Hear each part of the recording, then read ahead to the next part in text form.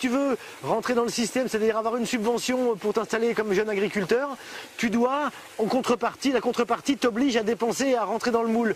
Et donc c'est pour ça que les jeunes, ils n'osent pas s'installer. Mais s'installer en parallèle, en faisant comme nous, en achetant 80 000 francs notre hectare de terrain avec une petite maison dessus. Excusez-moi, à l'époque c'était en francs, ça fait donc 12 ou 13 000 euros.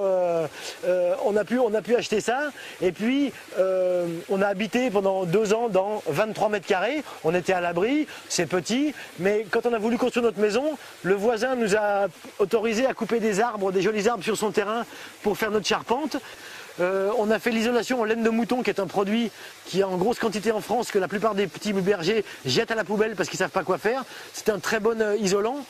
La charpente était gratuite, était du travail mais pas d'argent.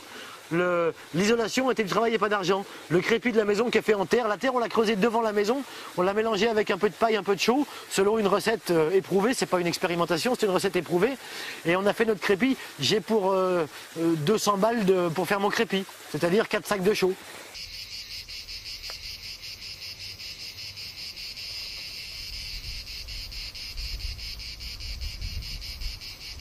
J'entends les pubs que j'entends les rares fois où j'écoute la radio, même sur France Inter il y a de la pub. Si tu veux avoir la subvention de Dolce Vita, il te faut le radiateur de tant de kilowatts, la fenêtre de telle taille en aluminium ou un truc comme ça. On te montre pas l'alternative. Les réductions pour les chauffe-eau écologiques, je me marre, on te paye 50% de ton chauffe-eau solaire. Mais il coûte 3 fois plus cher qu'un chauffe-eau si tu le construis toi-même. Donc moi j'ai pas eu de subvention, j'ai mis un serpentin de tuyaux noirs sous une vitre en plastique et j'ai mon eau chaude gratuite.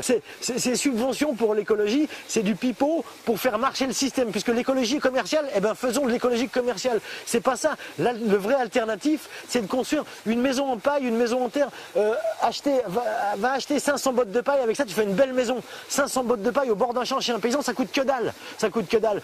Quelques sacs de béton, des pierres et du courage, et ça coûte que dalle. Et t'as une maison qui sera mieux isolée que les normes européennes des lotissements merdiques qu'on trouve à droite à gauche. Mais on n'en parle jamais, parce qu'on ne fait pas marcher le système. Quand je travaille 1 heure, là, 100% de mon travail, il est pour moi.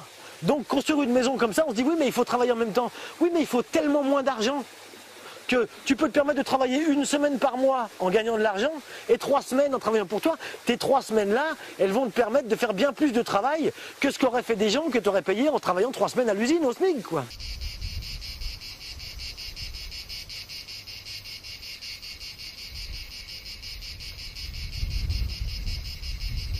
Je pense que les freins principaux, c'est qu'on dit aux gens depuis très longtemps, ne faites pas ça, c'est dangereux.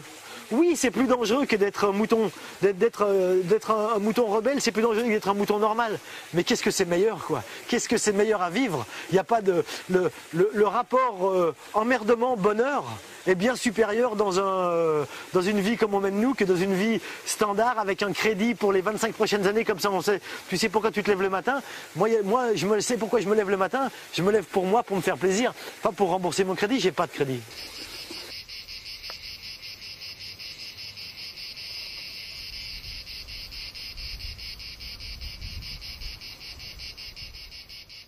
C'est avoir une maîtrise de ma vie, c'est super agréable. Et prouver ça aux gens, montrer ça aux gens, ça leur fait poser des questions. Parce que le gars qui dit je suis obligé de courir, je suis obligé d'aller à l'usine, quand tu lui dis bah non, t'es pas obligé, hein. Nous on avait des boulots qui gagnaient bien, on gagnait bien notre vie, on était frontaliers, etc. Je gagnais bien ma vie, mais l'argent est un truc utilitaire. Actuellement, je préfère faire du troc avec ma production que de gagner de l'argent. Déjà, aidant, encore une fois, un paquet de spiruline contre un yaourt et une plaque de beurre à mon voisin qui est berger, qui a des vaches plus loin, c'est 1 pour 1.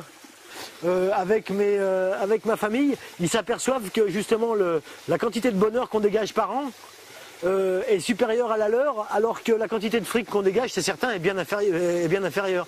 Mais on peut se permettre de discuter de ça ouvertement et ça les questionne. Il y a 10 ans, ça les questionnait pas.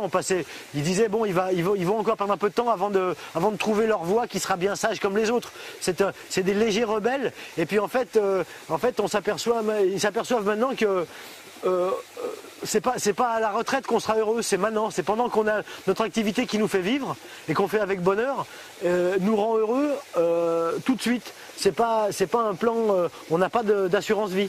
pour te dire c'est maintenant qu'on veut être heureux, qu'on veut profiter de la vie. C'est pas après avoir donné notre part à la société en suant. C'est pas judéo-chrétien notre comportement, si tu veux.